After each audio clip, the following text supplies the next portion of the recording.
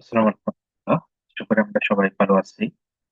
আজকে আমরা যে রাউটিংটা দেখব সেটা হচ্ছে যে ইআইজিআরপি IPv6 প্রোটোকলে IPv6 রাউটিং এর ইআইজিআরপি রাউটিংটা আমরা দেখব। তো এটার বেসিক হচ্ছে যে IPv4 এর ক্ষেত্রে আমরা ইআইজিআরপি যে বেসিক দেখছিলাম সেটার মতো, অর্থাৎ আমরা জানি যে ইআইজিআরপি হচ্ছে যে সিসকোর নিজস্ব প্রপার্টিস রাউটিং প্রোটোকল, যেটা মূলত হচ্ছে যে আমাদের অনলি সিসকো রাউটারে সাপোর্ট করে থাকে বা সিসকো ডিভাইস গুলোতে সাপোর্ট করে থাকে। তো ইআইজিআরপি এর ক্ষেত্রে আমরা IPv4 এর ক্ষেত্রে যেটা করতাম, ইআইজিআরপি অ্যাক্টিভেশন করার জন্য এখানে একটা অটোনমাস নাম্বার দিতাম, এখানেও সেম আমাদের অটোনমাস নাম্বারটা দিতে হবে। এবং আহ, সাথে আমাদের আর একটা যেটা কাজটা করতে হবে সেটা হচ্ছে যে এখানে একটা রাউটার আইডি ইউজ করতে হবে। নতুন একটা জিনিস সেটা হচ্ছে রাউটার আইডি।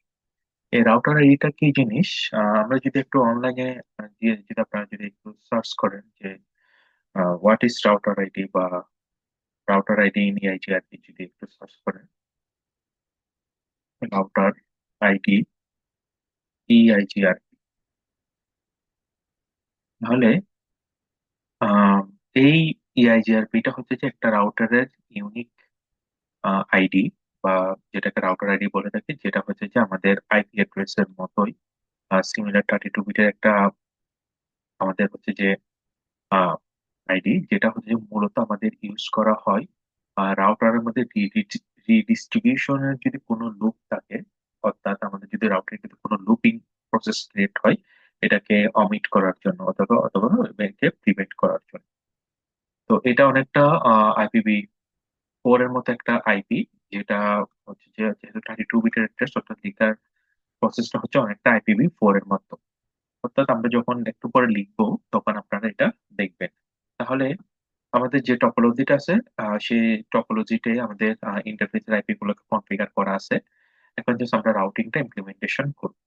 রাউটিং ইমপ্লিমেন্টেশন করার জন্য আমরা 1 নাম্বার রাউটার আসলাম। 1 নাম্বার রাউটারে এসে আমি যদি একটু দেখি,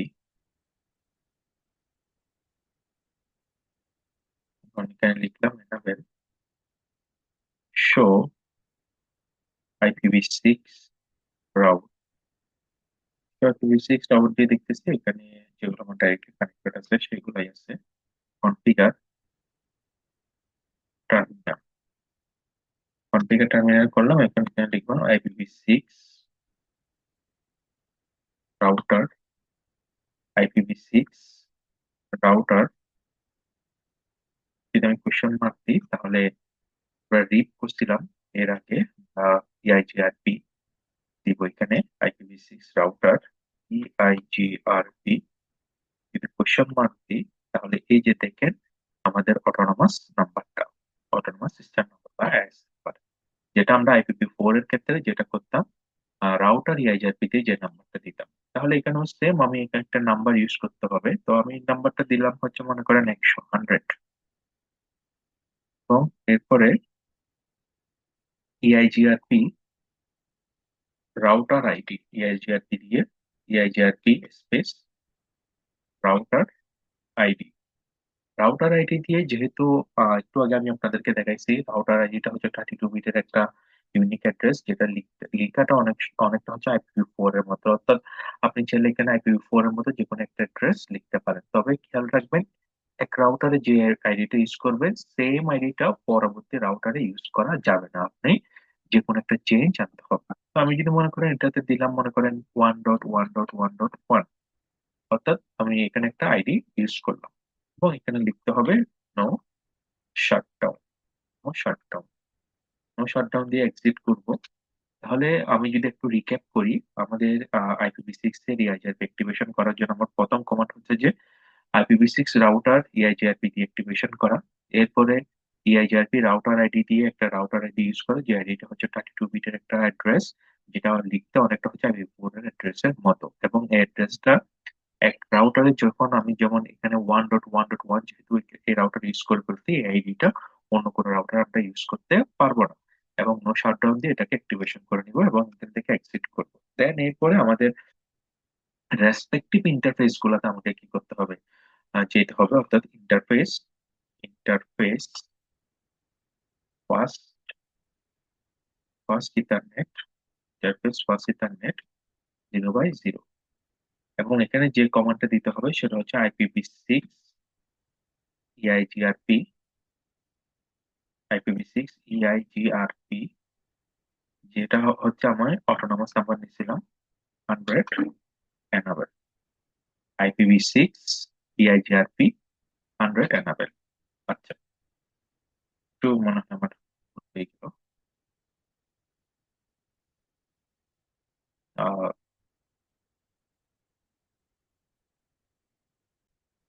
আহ, এখানে আহ, আমাদের যেটা অ্যানাবেলটা দিতে হবে না, অর্থাৎ আমরা IPv6 EIGRP দিয়ে রেসপেক্টিভ নাম্বারটা, IPv6 EIGRP রেসপেক্টিভ নাম্বার, অর্থাৎ রেসপেক্টিভ ইন্টারফেসে গিয়ে, অর্থাৎ আমরা ইন্টারফেস ফার্স্ট ইথারনেট 0/1 এরপরে আমাদের যে কমান্ডটা দিতে হবে সেটা হচ্ছে যে IPv6 EIGRP 100।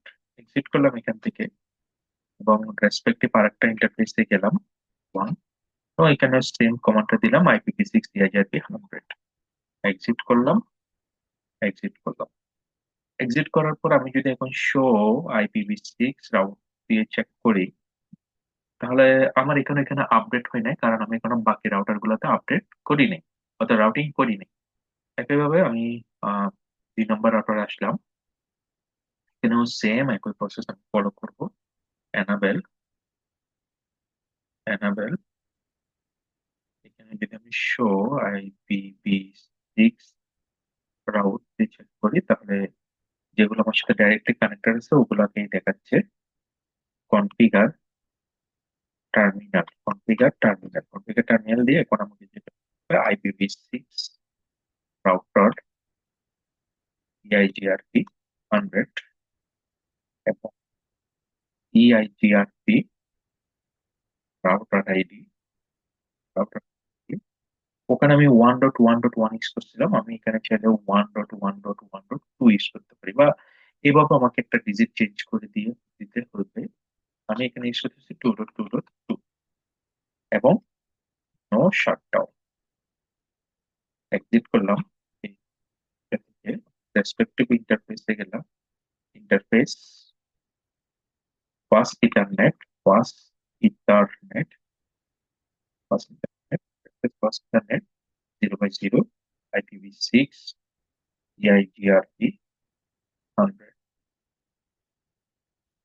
তাহলে একটা জিনিস দেখেন, যে আমি 100 ইউজ করছি, সাথে সাথে আমার নেইবার এডজেন্সিটা আপ হয়ে গেল, এবং এখানে নেইবার এডজেন্সির ক্ষেত্রে যে অ্যাড্রেসটা দেখাচ্ছে সেটা হচ্ছে যে আমাদের লিঙ্ক লোকাল অ্যাড্রেস। এবং লিঙ্ক লোকাল অ্যাড্রেস বলতে আমরা লিঙ্ক লোকাল অ্যাড্রেস নিয়ে গত লাস্টের ভিডিওগুলোতে আমরা আলোচনা করছিলাম। IPv6 এর প্রতিটা ইন্টারফেসে একটা হচ্ছে যে বাই ডিফল্ট একটা অ্যাড্রেস থাকে, যেটাকে আমরা হচ্ছে যে অটোমেটিক এপিআই অর্থাৎ ডিএসসি কনফিগারেশনের মতো বলতে পারি।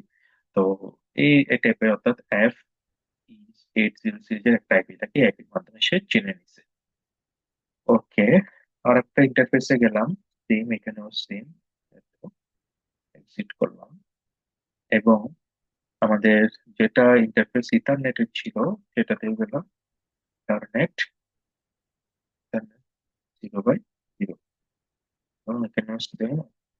এক্সিট করলাম, এক্সিট করলাম। এখন এখন যদি এখানে আমি শো IPv6 রাউট দিই, যেহেতু একটা ইন্টেলিজেন্স ইন্টারফেস পাইছে, সেই যে ডি, অর্থাৎ ডি দ্বারা যদি কোনো কিছু দেখায় সেটা আপনারা বুঝিয়ে নেবেন EIGRP, কারণ EIGRP এর ক্ষেত্রে সিম্বলিক আইকন হচ্ছে ক্যাপিটাল ডি, EIGRP এর ক্ষেত্রে সিম্বলিক আইকন হলো ক্যাপিটাল ডি। তাহলে সে আমার নতুন একটা নেটওয়ার্ককে কি করে নিল, সে পেয়ে গেল, এবং কোন আইপির মাধ্যমে পাইছে সেটাও সে এখানে দেখাচ্ছে। ওকে, এখন আমি যেটা করব, একদম সর্বশেষ 3 নম্বর রাউটারে আসলাম। 3 নম্বর রাউটারে এসে আমরা সেম কাজটাই করব। enable show IPv6 route, দেখলাম কনফিগার টার্মিনাল, কনফিগার টার্মিনাল, এবং এখানে IPv6, IPv6 রাউটার EIGRP 100 এবং EIGRP রাউটার আপনি EIGRP রাউটার আইডি এখানে ইউজ করতেছি 3333 নো শাটডাউন। এখান থেকে এক্সিট করার পরে on। যদি আমি কি করি, রেসপেক্টিভ ইন্টারফেসে যাই, ইন্টারফেস বাস ইথারনেট, ইন্টারফেস বাস ইথারনেট 0/0 IPv6 EIGRP 100, এটাও তার এজেন্সিকে পেয়ে গেল। এক্সিট করলাম, এখানেও সেম 600, এক্সিট করলাম, এক্সিট করলাম। এখন যদি আমি শো IPv6 রাউট দিয়ে চেক করে দেখি, তাহলে দেখেন আমার তিনটা নেটওয়ার্ককে সে যে তিনটাকে চিনতো না ওগুলাকে সে চিনে নিল। এবং ফাইনালি যদি আমি একটু পিং করে দেখি, অর্থাৎ 1 নাম্বার নেটওয়ার্কে যদি আমি পিং করি 101 তাহলে আমার পিং যাচ্ছে। এখন আমি যদি 5 এবং 6 নাম্বার পিস থেকে অথবা 5 নাম্বার পিস থেকে যদি এই পাশের পিস গুলোকে পিং করি, তখন পিং 1A01 আবার 10, আমার পিং পাচ্ছে, আমার পিং পাচ্ছে। এবং একইভাবে যদি 3 নাম্বারের অবস্থা অর্থাৎ 3C আন্ডারের যে পিসি গুলো আছে ওই পিসি গুলোকে যদি আমি পিং করি, এইগুলো পিং আমার পাচ্ছে। তাহলে এইভাবে আমরা আমাদের নেটওয়ার্কে EIGRP-টা কি করতে পারি, কনফিগারেশন করতে পারি। এবং একই প্রসেসে আমরা নেক্সট কোনো একটা ভিডিওতে আমরা কিভাবে OSPF কনফিগারেশন করতে হয় সেটা সম্পর্কে দেখবো। এবং আপনারা এটা নিজেরা প্র্যাকটিস করে দেখবেন এবং কোনো যদি প্রবলেম হয়ে থাকে আপনারা আমাকে জানাবেন কমেন্টের মাধ্যমে। এবং আপনাদের যদি কোনো প্রবলেম হয় আশা করি ওখানে আনসার দেওয়ার চেষ্টা করবো। আসসালামু আলাইকুম, সবাই ভালো থাকবেন, সুস্থ থাকবেন।